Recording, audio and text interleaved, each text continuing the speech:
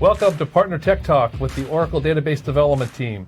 The concept behind Partner Tech Talk is to reach out to our partner community to respond to frequent questions and to discuss topics of interest that we're hearing from our partners. My name is Kirk Gustafson, and I'll be your host today for Part 2 of our Database 19C Partner Tech Talk series featured exclusively on Oracle PartnerCast. I've invited my colleague and good friend Sean Stacy from our Database Product Management team to join me and discuss the key performance features of Database 19C that partners are most talking about. So with that, I'd like to welcome Sean. Sean, thank you for joining us today. Thank you for having me back, Kirk. Yes, 19C performance features, I'm hearing a lot of interest from our partners specifically on this topic. Okay, that's great. And performance is obviously a critical and key feature in Database 19C that partners need to understand. I've heard that there are some really innovative new performance features. Can you share some of those with us? For sure. So let me start with a couple of new features. One of them was something that we introduced in 18C specifically around Internet of Things or IoT key value pairs. We introduced this feature called Mem-Optimized Row Store. The Mem-Optimized Row Store is a specific pool in memory that you allocate, and then when you create an object, you mark it as being a candidate for mem-optimized for read, in fact. At that point in time, what we do is when the data is it gets populated into this pool that you've created called the mem-optimized pool size. And when someone performs a query on that object, we keep a hash index of that mem-optimized object in that pool, and that hash index helps you bypass the buffer cache and get directly to the piece of data that you're looking for in that object. So that was introduced in 18C. In 19C, we further extended that with the Mem-Optimized Row Store fast ingest. So what we do in this particular case is, once again, it's for these key value pairs where you have a primary key and a value associated with it. When you create an object, you add the clause to mem-optimize for write. At this point in time, when you go to load data, we actually create a page for it, if you wish, in our large pool. We allocate some space for this object. And when you do an update or an insert into that object, we push that data, we bypass the buffer cache, and we load that data directly into the large pool, and we asynchronously write it to disk, physically write it to disk as part of a bulk write or a direct path write. It accelerates ingestion of this data at in orders of magnitude from the testing that we've seen. Okay.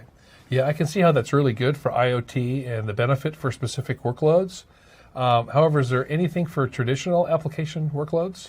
Good point. So yes, we've added some very key capabilities to statistics collection. So as you may already be aware, the optimizer, which is the brain of performing operations within the database, is very dependent on statistics. Not only having accurate and correct statistics in the database, but having up-to-date statistics, which traditionally that gets collected during the maintenance window of an evening in a regular database. But we do see from time to time there's database workloads where objects change over the course of a day.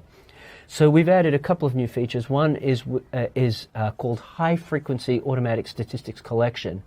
And what we do in this case, we have a fully automated task. It runs completely independent of the maintenance window. And we basically come along and we inspect the database to see if there's any objects that have stale statistics. And at that point in time, we'll actually go ahead and refresh the statistics for those objects. That's one thing we've done. The other feature we've added is with respect to real-time statistics collection. So what we do in this case is you may already have been aware that in 12C, 12.1, and 12.2, we introduced the ability to collect statistics with direct load and bulk inserts, so for warehouse workloads. What we've introduced in 19C further extends that to now collect statistics in real time as DML is taking place on data. So DML being data manipulation language, updates, inserts, deletes, etc. We actually go ahead and we collect the most essential statistics. So we collect high, low, min values, high frequency. We don't go to the depth of doing histograms, but we collect that level of data.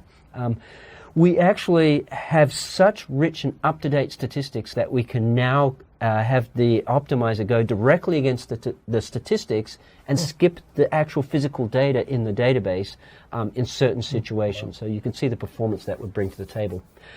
We have a technical white paper called Best Practices for Gathering Optimizer Statistics with Oracle Database 19c, which goes into great detail to explain these new features. Okay, yeah, that sounds like a really good white paper for partners to check out.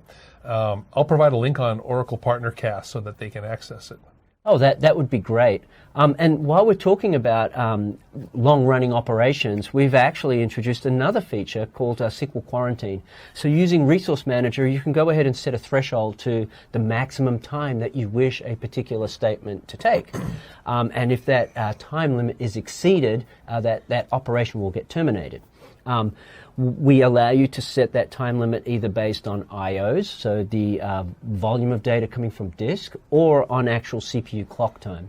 What we do, and it makes sense, right, that the resource manager would wake up and see that, oh, this operation, I've set my threshold at 5 minutes, the SQL statement's taking 5 minutes, we terminate it.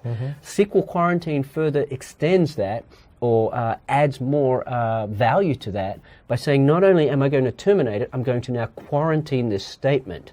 So when someone else comes along and runs that same statement, rather than wait for that 5 minutes to elapse and realize that we've hit this threshold and terminate it, we know right away by its SQL ID that this statement is going to be a problematic statement, and we skip it altogether. Okay. So with the SQL quarantine feature, does that mean that the end user gets disconnected from the database when the statement runs for too long? Yes, I've heard that question from other partners. What we actually do is we don't terminate the session, we simply terminate the transaction. So the session will stay connected, and the session will receive an appropriate error message to indicate that this has happened. So at the end of the day, it means that any pre-existing applications can use this without any problems. It's not like applications are going to break all over the place. Gotcha. Well, that's great to know. Hey, I've heard about this new feature called automatic indexing. Do you know anything about it? Yes, good question. So yes, automatic indexing is a very big feature, and to talk about it in this segment would not do it justice. I think we need to dedicate a complete session to that. Well, I'll tell you what, Sean, we'll do just that. We'll continue the discussion on key performance features in Part 3 of our Database 19c Partner Talk series. Thank you for listening in, and be sure to check out our other Tech Talk videos for Database 19c as well as the Autonomous Database. Thank you, and goodbye.